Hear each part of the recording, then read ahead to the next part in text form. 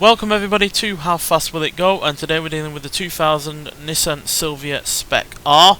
Now this has 1016 horsepower, 851 pounds-feet of torque from a 7 litre twin turbocharged V8 engine. The car itself now weighs 2,475 pounds, has all-wheel drive and can now do 0 to 60 in 2.257 seconds and 0 to 104.260 seconds. So not only has the engine radically changed, as well as having now all-wheel drive rather than rear-wheel drive, but the bodywork has been changed as well to help it deal with the faster speeds. So new front and rear bumpers, new bonnet, new spoiler and new side skirts, as well as larger and lighter wheels as well. So hopefully all of that will help this be really rather quick. So let's get out there and take a look. I don't think we've taken many Nissan vehicles out on this series before, but either way, more than 1,000 horsepower and something that weighs less than 2,500 pounds is hardly going to be slow, so let's hope that's the case. It's 225. Oh, hit the girders by accident. Not good. It's 240. 250. 255. 260. Managed 263 there before we had to brake, so that's fairly impressive. Although not quite as quick as the Porsche from the previous episode, but then again that was even lighter than this and had even more power, so I guess it was no surprise. But yeah, it's still doing pretty damn well, considering, you know, it's dealing with bodywork and engine and drivetrains, all are alien to it, so it's dealing with the speed and the handling really rather well as well, so yeah, it's not cumbersome to manoeuvre or anything like that.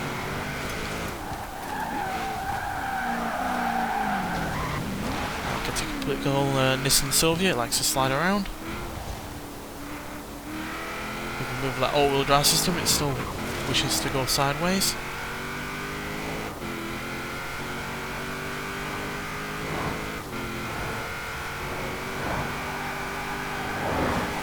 Surprised by how well the handling is on this, considering all the extra power and the tendency for an understeer with an all-wheel drive system as well, so it's dealing with it all really rather nicely, even at these kind of speeds. Now obviously it's not going to handle a corner like this at 200 mph plus, but it's still managing to dodge in and out of traffic to keep the speed up.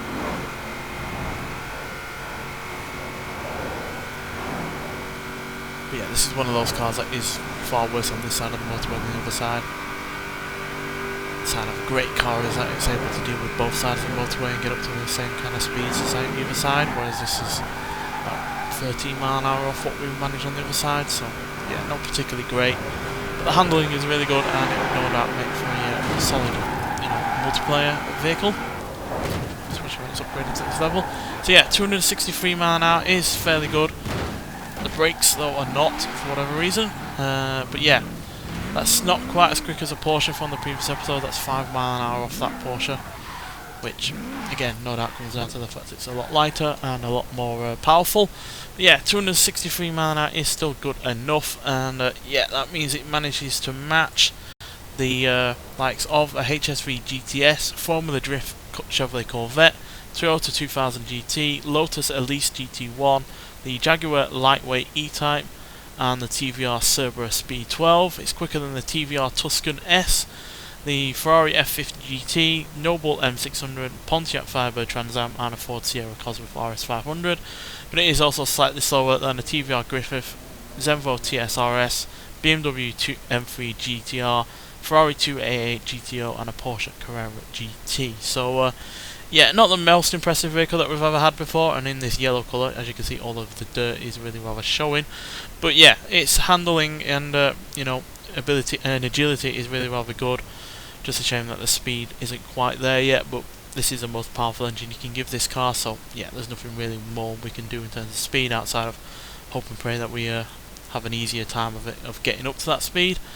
Obviously on this series it all depends on where the traffic is, how fast the car's going when it's coming up to a certain part of the motorway.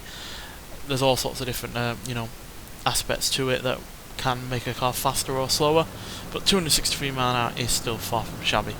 Nonetheless, thanks for watching, and I'll see you in the next one. Bye.